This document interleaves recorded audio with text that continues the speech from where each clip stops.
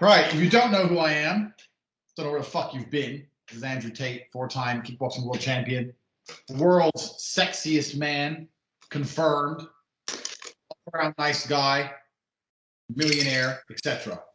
Now, people often ask me to do a podcast, and I'm far too lazy. But that is coupled with people asking me loads of questions about my brother. So I decided I'm going to do a podcast episode and interview my own brother, Tristan the Talisman Tate. How original. Exactly. Super original. Never done before. That's what I do. I smash barriers. I'm a G. So I have a list of questions here. I'm currently in one of my least favorite cities in the world, London. My brother is somewhere else, which is very unusual for us. So we're going to do an interview. So introduce yourself. Tristan Tate, the better looking half of the Tate brothers. I've known you my whole life. Surprise, surprise. I'm basically your teammate and sidekick in every single way. Every job you do, half the business is mine. Our house is half mine. Our cars are half mine. We've worked as a team ever since we were teenagers, I guess, and we stopped punching each other in the face. And we've come really far together, I guess, which is why people are so interested in our relationship. So, yeah, I'm happy. I don't know what questions they've been asking you, but I'm happy to divulge any information. So what would you say to brothers who don't get along like we do? Why do you think we get along and other brothers don't get along as well as you and I? I think that you and I both have very unique personalities. And it's not, I wouldn't give credit fully to us, to me and you. Me and you are clones of Dad. We've inherited a mindset which is from a very unique individual. And I think me and you both find it hard to make friends with people who don't share our mindset, and hard to find people who share our mindset in general. I think that brothers who don't work well together really need to reevaluate their life choices. Because you have to understand, even if you don't like your brother very much, who else but your brother are you going to trust around your women, around your money, driving your cars, etc.? When I bought my first Range Rover, you crashed it. And what was the first thing I asked you on the phone? So you didn't care about the car. You asked if I was all right. That was it. I asked if you were okay. Exactly. So brothers who are at each other's throats all the time and can't work well together. That's fine, but you're not going to get as far in life, and you're never going to find someone you could trust as much as your brother. So I would reconsider your position. But what if you have a little scumbag brother who like steals your money and doesn't listen and that shit? Then what are you gonna do? What if you have a little douchebag, a liberal? Then what? Jesus, I don't know. Well, I think it's the older brother's job, I guess, to try and influence the younger brother as much as he can. We separated living with Dad full time. You were about 10. I was about 8. And I wouldn't say I was off the rails at all, but you did certainly have to teach me a lot of life lessons at age 13, 14, 16, 18, even as old as maybe 21, 22, until I could say I was my own man. There were a lot of lessons I looked to you for. And that's not to say that, I'm necessarily the student and you're the teacher, but you are the older one. You lived these things about 2 years before I did. You had your first girlfriend 2 years before I did. You got your driving license 2 years before I did. So a lot of lessons in life, you had to teach me and guide me. So if your brother's a little dickhead and he's so different from you and he's not the way that you want him to be as a little brother, certainly, I mean, you failed, I guess, in your role as an older brother. But you whoop his ass. Yeah. You whoop his ass. My little brother doesn't listen to me. Well, fucking why? Who's protecting his bullshit ideas? You need to go in there and kick his ass. And if your parents are sticking up for him being a little bitch, you need to sit down and talk to your parents too. I completely agree. What's going on with people? Like, oh, my little brother is a little retard. Give him an elbow on the top of his fucking head. Correct him. And if it's your older brother who's a dickhead and you're actually smart and on the right path and the kind of person who listens to this podcast, but it's your older brother, it's still your job. Brothers are brothers. I look out for you. You look out for me. That's the way we've always been. If you've got a best friend and you're saying shit like, oh, we're like brothers, me and him are like brothers, you're not. You have to have a brother to benchmark it by. And if you did, you wouldn't be saying that shit. I agree completely. People are like, oh, yeah, me and my friends are like, no, you're all fucking liars. So who do you think most people rely on then? They rely on their friends and their girlfriend. Why do you think that's a bad idea? Because we're all social animals. Everyone needs someone. So when shit hits the fan or they really need help, They call up their wife or they call up their friend or some shit. Why do you think that's not as good as me calling you to kick a hoe out of the house or whatever I need you to do? Well, I think that's the problem. A lot of people, they seek companionship. Now, me and you are never bored, apart from like right now when we're not together. I mean, this is the highlight of my day. I'm drinking fucking gin and tonics. Talking to you is the highlight of my day. I'm bored as fuck when you're not around. The companionship that we have, a lot of people seek. You know, if they want to go to the movies, they want to go on vacation. I always go everywhere with you. I don't even like taking fucking girls anywhere. They're boring as fuck. They have nothing interesting to say over dinner. On holiday, they just moan and want to lay in the sun. The search for companionship is, you can't get mad at people for it. And a lot of people, remember, don't have brothers. A lot of people don't have another option. But I would certainly say that you need to pick your companions wisely, and almost nobody does, because society lays out this plan for them on how to pick a companion. Meet a girl, have sex with her, and that's your companion. You need to buy a ring, you need to have a family and all that shit. And that's the worst way to find a real teammate. I mean, it's not like you're interviewed. It's not like it's a trial by combat, is it? It's literally she sucks on your dick and you come and you think that's great, and you suddenly think you found yourself a life partner. Well, these people are wrong, and I've seen so many men make the same mistake. Yeah, I agree. So how do we handle...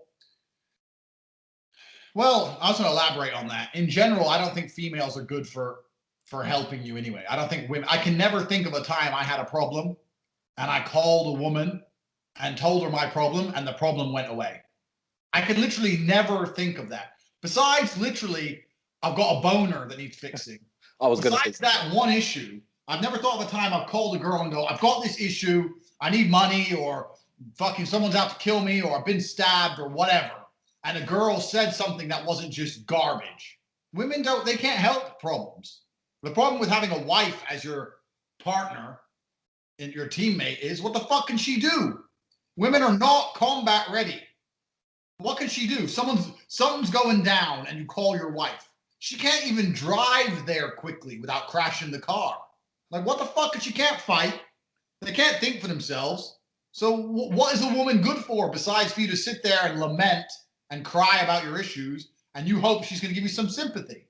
If you're a little bitch and you want sympathy, then yeah, call a girl. Oh, this is happening. Oh, poor you. But sympathy ain't fixing the problem. I don't want sympathy. I want solutions. But I'll elaborate on that further. You're painting this picture of just women. This is at least 50% of men as well. I don't have in fact, no. I can think of people who I used to be, let's say, friends with when I was 14, 15, 16, the video game playing, weed smoking guys, you know? And they're still, now I'm 30, 15 years later, they're still playing video games and smoking weed. They haven't moved on. But those are the kind of guys you can't count on either. Oh, I've got this problem, I've got that problem. They're going to sit on their couch, they're going to be like, oh, it's all right, man, come over, let's have a drink. That isn't a solution to a problem. You're right. And most men are exactly the fucking same. So you got to watch out for these people because they'll make you feel good. They'll make you feel good in the moment. Your girl will suck your dick. She'll give you a hug and you'll think, okay, everything's going to be okay. Why? Nothing's going to fucking be okay. She hasn't done shit. You get friends like that too. It's true. A lot of men are like that and all women are like that. So that's why we hate the world. When's the last time we argued? Jesus. Last time me and you probably had a serious argument is when I was 17 years old, I think. 17 years old. And this is one of the times where I can actually say your advice. I didn't fall off the rails. As you know, I was working night shift at Luton Airport. So Storm Gym, the place where me and Andrew learned to fight, the place where we honed our skills, runs from 7 o'clock, 8 o'clock p.m. for a couple hours. And that's when the training sessions were. So I was working night shift because I was making double the money. But I was starting work at 7, 8. And Andrew was saying, look, you got to get off night shifts. You got to get off night shifts. You got to get back on the day shift so you can come and train at Storm Gym. I was like, nah, man, I'm making twice as much money. Look, I'm making 400 pounds a week making fucking sandwiches. Yeah, I've done bullshit jobs too. And Andrew said, no, you don't understand the importance of this training, the importance of being combat ready. And we had an argument. It was maybe 2 or 3 weeks. We had this severe disagreement, and I ended up turning off the night shifts and making less money going back on day shifts so I could then pay money to train. But as an older man, and this is an example of an older brother stepping in and guiding the younger brother. As an older man, I understand the value of this is worth more than any money I could have made. What would you have done with an extra 200 quid a week at fucking 17? Probably went out and drank more. Exactly. Coupled with not training is a recipe for disaster. It's a recipe for becoming the average man. And that's what I was saying to you. I was saying we got to learn how to fight. We're going to be out here as a team knowing how to fight. You can't be fucking around with a couple 100 pounds. Fuck that. Yeah. And you're right. I remember we had a huge argument. You were telling me to fuck off. And that was because I like the money. It was the same bullshit job. I doubled my wage. But you were 100% right. Because you have to understand, these people are going to the gym and training for vanity. Yeah, me and you look all right. But these people will often do things to their bodies to look good that make them 0% more combat effective. Now, martial arts training, and the way I see martial arts training and fight training, and me and you in this gym in my house now doing pads every morning with no upcoming fights or prospects of them, is not just for myself, not just to look better in myself and feel better in myself, which is a part of it, but also I have a duty. I have a responsibility to the people who I'm around. The world isn't all sunshine and rainbows, as Rocky once quoted. And, that once in a while, me and you, once a year, once every year and a half, we will be in a situation where I have never rattled. I have never turned and fled on you. I've always towed the line and rolled with the punches every single time. It's my duty to you as my brother, because who else are you going to walk beside? You want to walk beside some fat loser brother with a little bit of extra money who can't throw a punch? Well, that's well and good when the drinks are coming in every weekend, but that one situation, it's the difference between life and death. It really is. The places we go, the things we've been through, it really fucking is. So you were 100% right. I now concede. This is 13 years later. You were completely right. And that is the last argument me and you have ever had, the last serious argument. Yeah, it's true. It's official. But yeah, and people have no duty to themselves. The reason they don't feel that duty to the people around them is they have no duty to themselves. The reason I can command such respect from my females is because if shit goes down, I'm prepared to defend them. Yeah. Most men aren't prepared to defend them. If you come and try and damage my girl in front of me, even if there's 3 of you, someone's getting hit. I don't give a fuck. Yeah. So because I'm in that position, I also get to be the guy who says coffee, dinner, and get my shit. It has to be reciprocated. But people don't want to put themselves in that position of authority, because with authority comes responsibility. So they avoid the responsibilities, but then they get upset they don't have authority. I see all these little skinny dickheads on Twitter, little fucking dorks. Women should listen to men. Women should listen to men. Why the fuck would anyone listen to you? You can't even do 20 push-ups. Yeah. No one's gonna listen to you. No chick's gonna look at you and go, I need to worship this man. Is she fuck? And this is why all these fucking liberal dorks, all these little weak geek guys are saying, well, women should listen to men anyway. Well, they say that because no woman listens to them, so they want to feel better about the whole situation. Yeah, they want to poison the minds of women. Yeah, because they're idiots. And when people have no personal responsibility, so they don't have any responsibility to the people around them. Yeah. I know being around me affords personal security. And in return, if you're a female, I want to see some titties. Yeah. That's a pretty fair trade.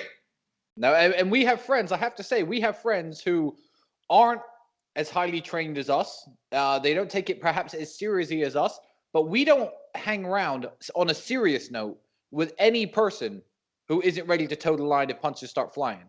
If I'm out with 5 dudes and I'm buying bottles in the club and I've invited people here to hang out with me and shit hits the fan, if they're not ready to throw a single punch, you can't hang out with that type of person. And I could be, keep in mind, I'm 107 kilograms. Everyone watching at home, I'm 6'4", 107 kilograms. I'm the guy that no one starts on unless we're outnumbered. Me and Andrew have never been in a fair fight. We are outnumbered every single time. Now, I could be 120 kilograms if I were the type of guy to take anabolic steroids and pump all these heavy weights and shit. I'm big enough, and believe me, you don't want me to hit you.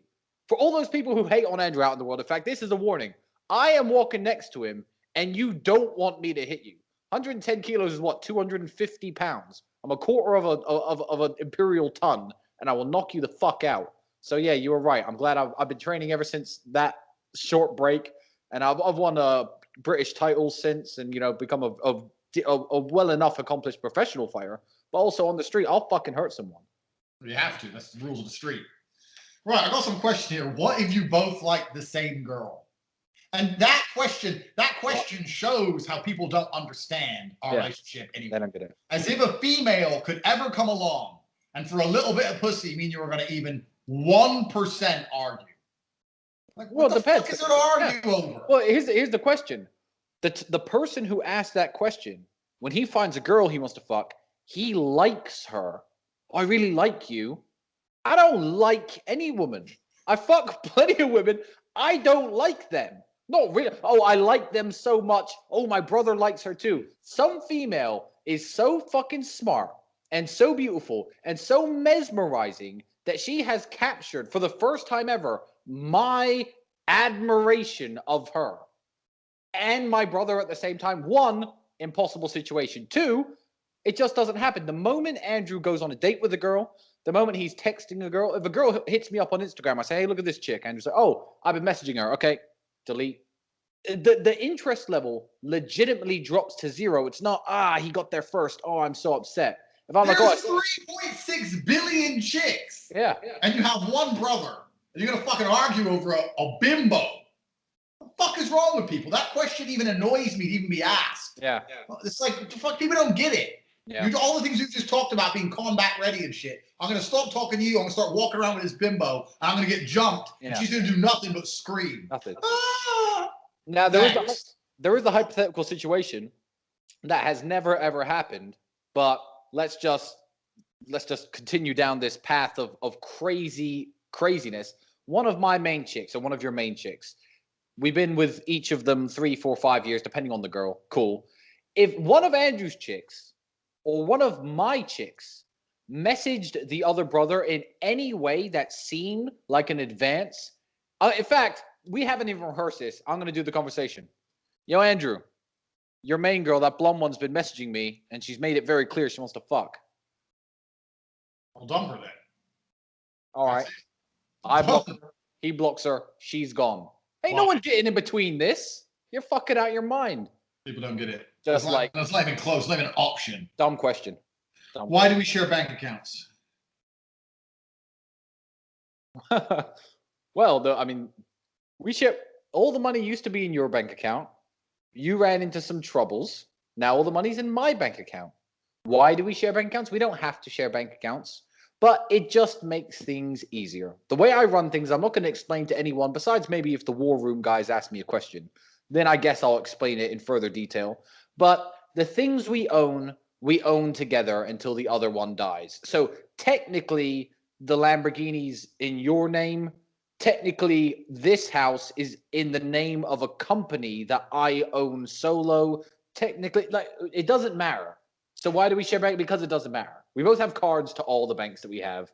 That's why. And there's no possibility ever that one of us is going to take the money and ignore the other brother. Like, it just wouldn't happen. Agreed. Right. Who has more girls? You're the handsome one.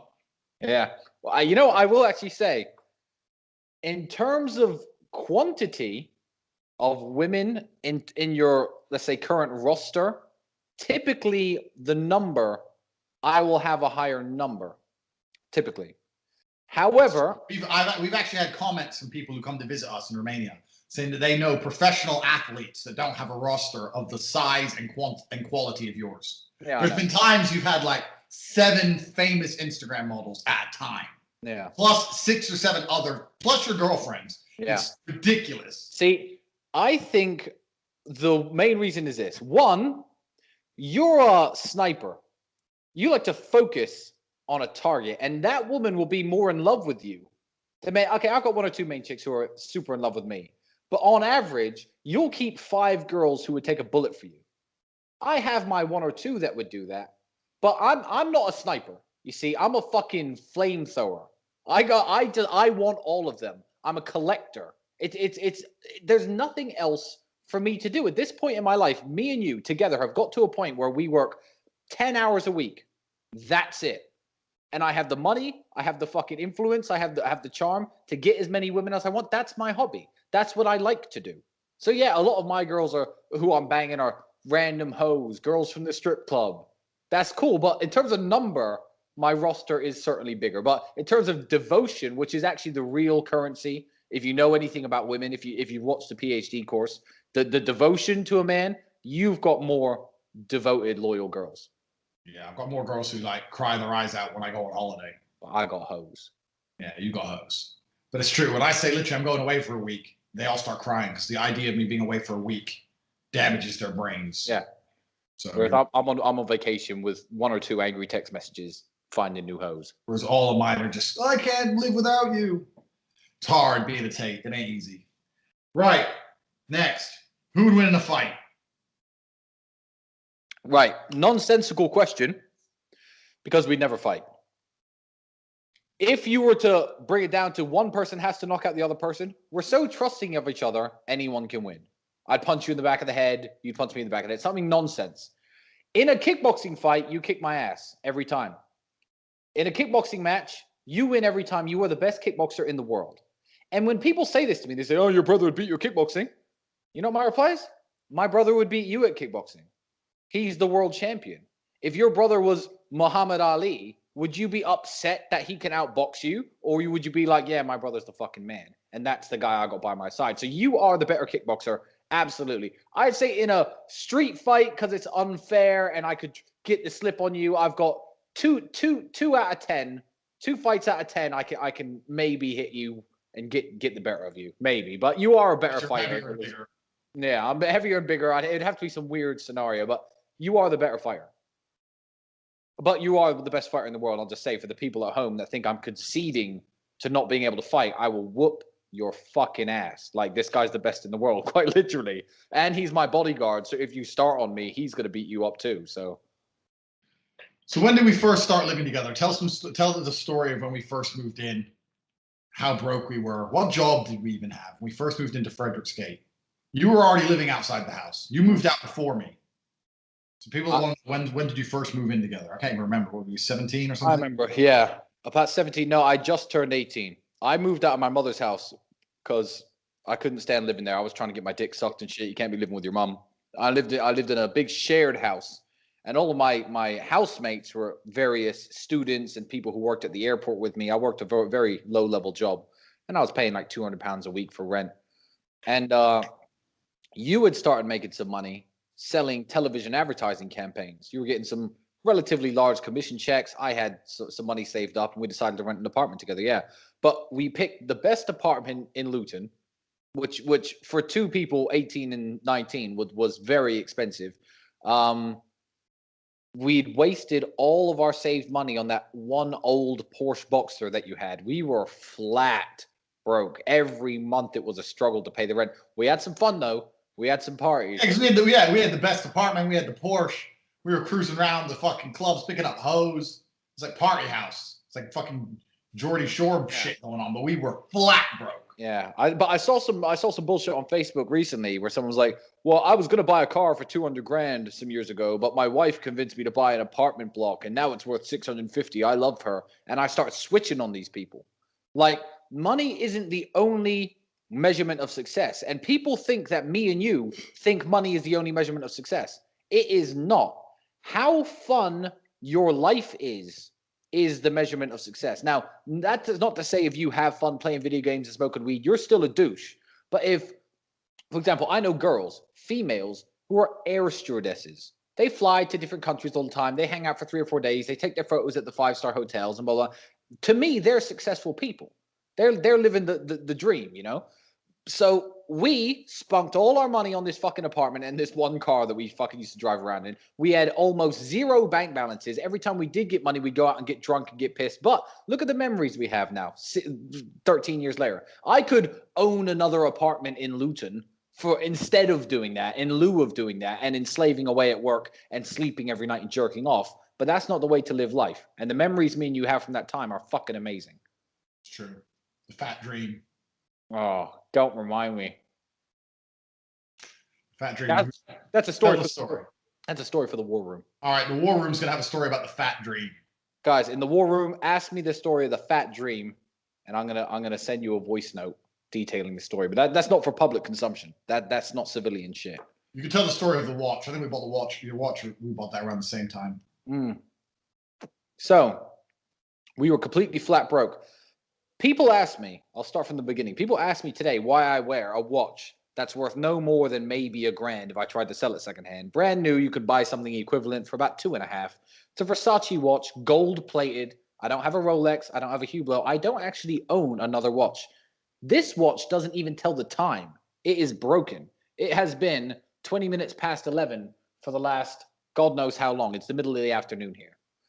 I wear this watch because it is a reminder of the indomitable spirit of man. My brother went to Slovakia. Well, we were both in Slovakia, but I came home one day before because my holiday pay had run out and I had to go to work. So he calls me and said, something amazing's happened. I won some money in the casino. I'm like, really? How much? He said, 5,000 euros. I'm like, fucking good. We need to pay the rent. We got these payments to make on the car insurance and we need the money. Good. Take that 5,000 euro. Don't go back to the casino. He comes home. I said, where's the cash? He goes, I don't have any cash. I bought this watch. This watch cost what back then? This is what, 10, 11 years ago? Probably 4,000 something euros. He'd spent it all on this fucking watch. And it wasn't an argument as such, but I was pissed. You know, I'm like, we need to pay the rent. We need to pay this. How can you just spend it all on a watch? What's that watch going to do for you? And you said to me, we'll make more money. Don't worry, we'll make more money. So we had our little argument, you know, and got on with life. And I completely forgot about that small falling out until it's about 6 years ago now, or about 6 years ago. I was 24, you were 25. And we had indeed made more money. And we were walking through Westfield Shopping Center and you bought your Hublot watch. You saw it for sale. It was 12,900 British pounds. And you said, I like that watch. I said, okay, go get the watch. You walk to the shop, you use the card, you get the watch. And then you take this one off and you give it to me. And you said, Tristan, do you remember when I said we'd make more money? And I was like, you motherfucker. We did. I was right. Yeah. At the time, that was all our money. And then we were buying watches and it was fucking not even a thing. So this is a reminder of Andrew's unshakable self-confidence in himself and a reminder to myself to remember that I am one of the Tate brothers. I'm not the guy who's going to be crying about, oh, we can't pay our bills, this, that. No. I'll make more money. If there's something I want, I'll make more. And that has been my attitude ever since that argument, in fact. But I wear this watch as a reminder. That's why I don't take this off. And that's why I don't have a Rolex. And that's why when I hang around people who are very rich and have very nice watches, I say, oh, why you wear just a Versace watch, but you drive a £250,000 car? Because I like this watch. That's why. Yeah, motherfucker, I like this watch. And we did make more money. And that's the reality. You got to believe. The thing is with money, especially, I talk about money to people all the time. Me and you have never, ever been savers or penny pinchers. If we had $10 and we were in the bar, the round was going to cost $9.99. And we'd walk home. We have been flat broke. When I say flat broke, I don't mean like we're a little bit poor and we have to go into our savings. I never had savings. Never. We've never had not 4 or 5 years ago. But now we only have savings because we do everything we want, but we earn enough that it just piles up. Yeah, that's the only reason. Accidental savings, saving on accident. We've never been savers. We've never been penny pinchers ever. We used to spunk all our money. We used to scrape together £25, go in the bar, spend it all trying to get laid, trying to grab some chicks up. Yep. We've never been savers. And the reality is, the reason I've never been a saver is because you cannot save yourself rich. If you're earning $2,000 a month and you want to start saving money to get rich, how the fuck's that going to work? You're never, even if you manage to go to work every day for free, you walk to work and you stop eating food and you live outside and you're homeless and you have no rent, no bills, no food, and you save your $2,000 a month and you save every single paycheck, you're still not going to be able to afford a Lambo for like 15 years. Yep. So how the fuck, me and you got a Lambo, a Bentley, an Aston, a Range Rover, an X6, you're going to work your whole life and not even get our cars, let alone our houses and our lifestyle. So you can't save yourself rich. So what's the fucking point in saving? And the decision to spend money on this watch didn't prevent me from having the Aston Martin. It's not like you were going to have the money anyway. You know, give it another month and the money would have been gone. We would have gone out to clubs and drank it away or done something crazy with it. So yeah, saving is the wrong mindset. Don't worry about saving. Worry about making yourself more money. Yeah, you have to make more money if you ever want to get rich. There's no such thing as saving yourself rich. That's some bullshit. That's some garbage. Right. So you're the younger brother. If you had a younger brother, what would you teach him? Jesus. If I had a younger brother, what would I teach him? You know, I teach him the same things Dad taught us. It was that simple. It wasn't like, I mean, I appreciate everything you've always done for me, but you were just really passing the torch. down from our dad, who was the man. Basically, every lesson you have in life, and every lesson you learn in life from a real man was from him. And some of them didn't quite reach me. I was a few years younger, and you had to pass them down to me. That's fine. It would be exactly the same thing, passing the torch. I'd make him train. I'd make him combat ready. I'd make him learn how to fight. I'd make him know the importance of not letting women get a hold of your brain. I'd teach him the importance of everything: self-restraint, knowledge, reading, all the shit that we do, playing chess. He'd do all of it. And when I have a hold of your brain, let's talk about that for a minute. Women getting a hold of your brain. What do you think is the number one problem? Why do you think men are becoming such bitches for chicks? Why do you think chicks are starting to rule the world? Why are women taking control of men as a whole? What's happened to men saying to women, you know what, shut up? Where's that gone? Well, a lot of this, actually, you cover this, a lot of it in your PhD course, but it's a simple matter that's happened to the world. With the internet and social media and everything coming along, women no longer value the attention of men. I was furious a couple years ago when that ugly bitch walked through New York City and counted all the times she was catcalled. And she said, we need to end street harassment. Look, you can't go up and touch a woman. You can't go up and grab a woman. I agree. That's assault. But there is nothing wrong with seeing an attractive woman and walking up and trying to make an honest approach to have sex with her. That's how that bitch's parents met. That's how that bitch's grandparents met. Her great-great-great-grandfather saw her great-great-great-grandmother and thought, you know what? I like her. Hi, what's your name? He didn't think about starting a family. He thought about fucking. Now, male attention is so prevalent. It's everywhere. Girls have Instagram pages, Patreons. They're collecting money. Patreon. For doing nothing. They're collecting money for being themselves and talking shit and posting pictures, and men are handing their money over. Like, I would do it if I were them. I'm not mad at them, but the world is fucked. You're completely right. And women can get hold of a man's brain because they can, an average girl can make herself so in demand, but via power of the internet, etc., that when one guy's with her, he's like, well, I'm lucky to have her. She's actually really special. But they don't really believe it. They're just repeating the words that she's putting in his mind, if you know what I mean. So that can happen to a young man, 18, 19. I've had some girlfriends that I was perhaps way too interested in, who I look back and think they were just uninteresting bitches. But I was 18, 19. I was getting my dick sucked by an 8 for the first time. You know, I thought, wow, she's special. Now that I'm a fully aware, established man, Jesus Christ, I'm lucky I didn't fall down the trap of getting those hoes pregnant and marrying her. Sure. My life would suck. So no, I would stop my little brother from doing that. I guess this question can be rephrased as to how will I raise my sons? And that's a good rephrase of the question. Yeah. Because that will happen. I will not have a younger brother, but I will raise sons. Right. Last question. People want to know how we started our. Those who don't know, we made most of our money with a webcam company. Yeah. So people want to know.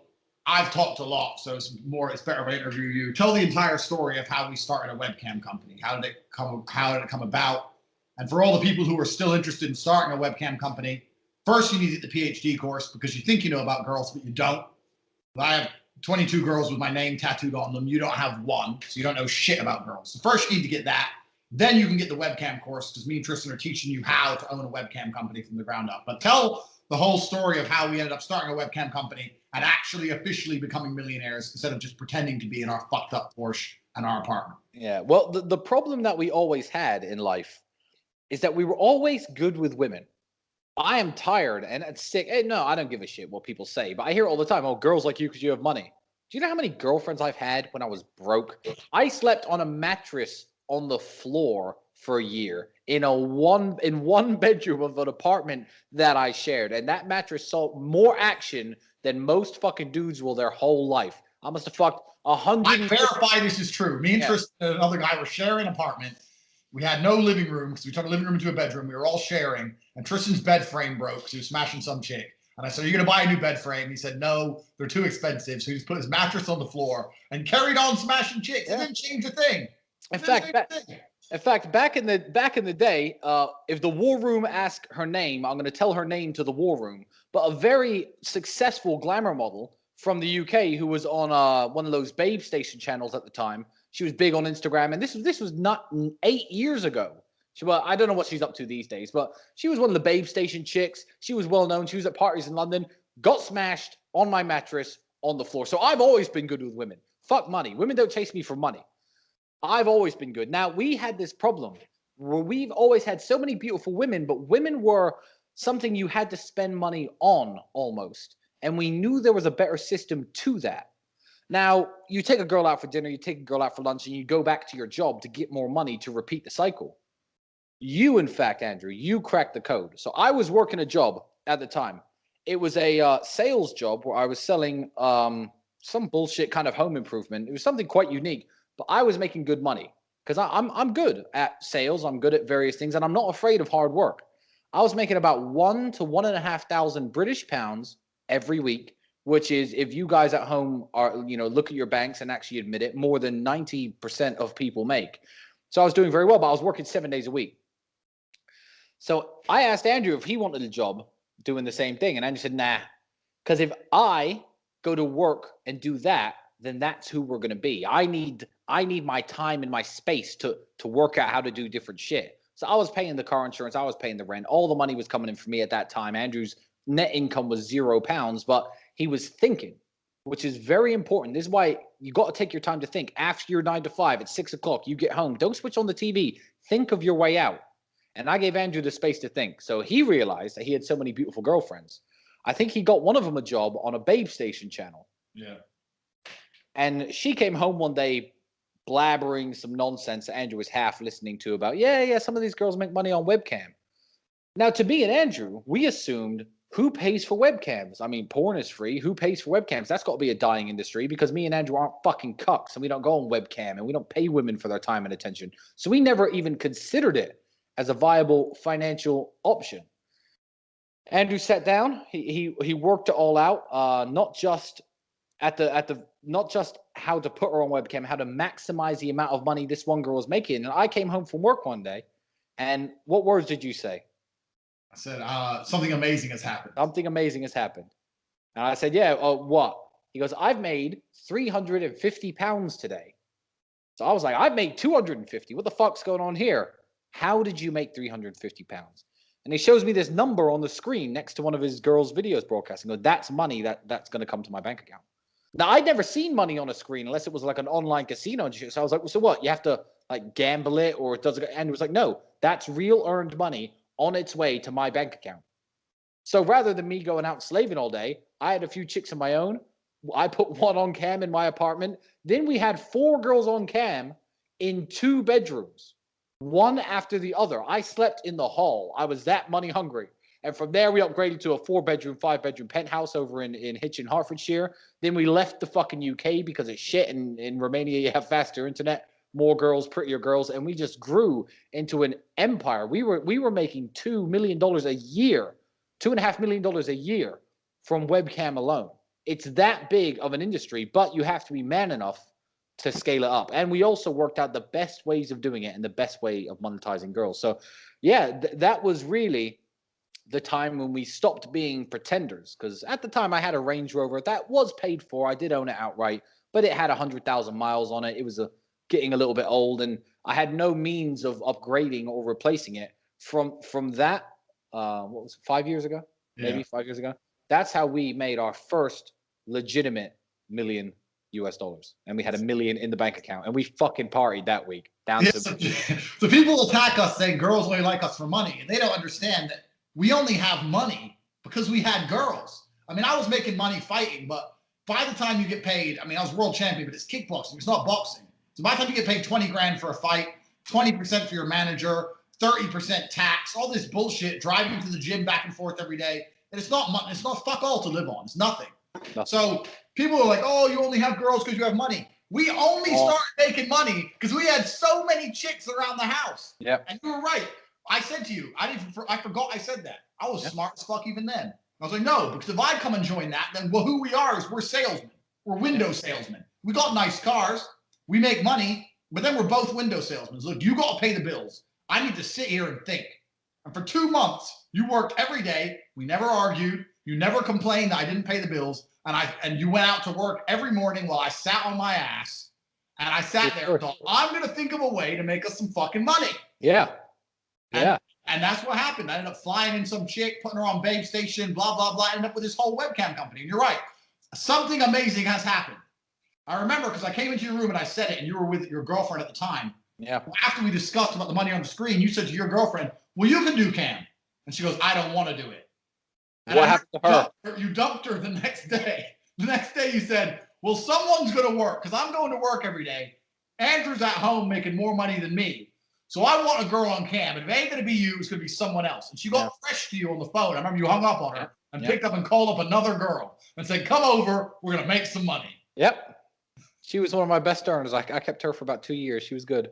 But the first girl who got fresh, I never saw her again. And you were with her for like a year and a half. Every girl who got fresh, you never saw them again. That's the way me and you work. Every girl who gets fresh today, you never see them again. True. Go get paid. Tolerance. And if you're a ride or die and you're a chick and you really love us, what's the problem with making a bunch of money from home? What's the issue? Oh, someone to see your titties. You get your titties basically out on Instagram for free anyway. So that's the question. That's a question to all you guys at home. You know, if you're interested in making a lot of money, this is how me and Andrew did it. I was actually kind of resenting the fact that he was selling our knowledge, etc. But me and Andrew are scaling down the webcam operation. We're into some other things now that are making us a lot of money. So by all means, Andrew, go and sell the information, etc. But all you guys at home, ask if you were down and out. Not would your girl go on the street and fuck people for money to help you? Because honestly, if you got a good girl, most good girls will say no to that. That's fine. That's understandable. But if your girl won't wave her titties at a computer, when you're not with her, she's touching her pussy in front of a laptop anyway. If that girl won't do it for you to help change both your lives, that's a good test. Get rid of her straight away because she ain't ever going to help you do shit. It's true. Like, oh, morals, oh, blah, blah. I mean, a lot of girls are like self-confident. They don't want to do it because they're self-conscious and stuff. But you're right, man. If you're saying to your chick, look, we're together forever. I'm going to change our lives. We're going to become millionaires. All you got to do is sit here in a bra. What the fuck is the problem? Yeah. What the fuck? We've had girls, I mean, since we've been doing this job 5 years now, how many girls have we had work for us in total? 75, 100? 100 plus. That's so many girls, bro. So many. How many of them worked for us and didn't sleep with one of us? One. Is there one? Who's that one? The girl from Lithuania. She sucked your dick. Yeah, she escaped, I guess. But she worked for us for a very short time. True. You know, but, it was like a week. It was like a week. But all the others slept with one of us at some point. So we've been through a shitload of chicks. And in fact, to be honest, the most loyal survive. That's how it is. We ain't got time for playing games. The most loyal survive. And I've got my most loyal girls even still. I've had them years. They've worked for me. They've not worked for me. One of them's retired from working for me. She's pursuing other things, and I've kept her. You know why? Because when the chips were down, when I needed money, when I needed to build my empire, she was there fucking rubbing her tits to losers on camera and collecting the fucking money. Absolutely. Keeping the shit floating. There's no secrets at all about how we made our money, gentlemen. That's how we did it. We were internet pimps. And now that we're no longer in the industry, we used to have like 30, 40 girls online. Now we're much smaller. We got a couple left who just have regular fans. We're moving into other things. We've got some property deals and stuff in Eastern Europe. And that's why we're now teaching you guys how to do it. So anyone who's interested in webcamming or PhD, any of those things, you want to learn how to get girls, I teach you. You need to know that. If you want to learn how to run a webcam studio, you buy the course, you get direct access to me and Tristan. We'll Skype with you anytime you want, and we'll teach you exactly how to do it. And then maybe one day you'll be in a penthouse with 10 naked chicks and a Lamborghini outside, and you'll think those Tate brothers are pretty fucking smart, because we are. Absolutely right. Any more questions? Comment them at the bottom of this video. This is going on YouTube, yeah? Yeah. Obviously, subscribe to Andrew's channel. I'm banned. I'm not allowed a YouTube channel. I'm not allowed a Twitter. I'm banned. You can find me on Instagram, though, Talisman Tate. You know, I'm in a lot of his photos and shit. But any questions for episode 2, comment at the bottom of this video. I'll make sure my assistant reads through them. And any good ones that aren't fucking stupid, like what happens if you like the same girl and shit, I guess we're going to broadcast. So thanks for your time, Andrew. Interview your own brother, but good thinking. In the description below, you'll see a link to cobratate.com. This website has a full range of digital courses that can improve your life significantly. Not only do we have information on how to obtain and retain women, how to improve your physical fitness, how to improve your body language, we also have information on how to make more money and live a more fulfilled life. On top of this, we also have the War Room, which is a subscription service that allows you to have access to other like-minded individuals around the world. With over 100 people already in the War Room, you have access to a pool of talents which can ensure that you make as much money as possible, as quickly as possible. If you have any further questions on any of the courses, there's an individual video next to each one on the sales page. It's time to improve your life.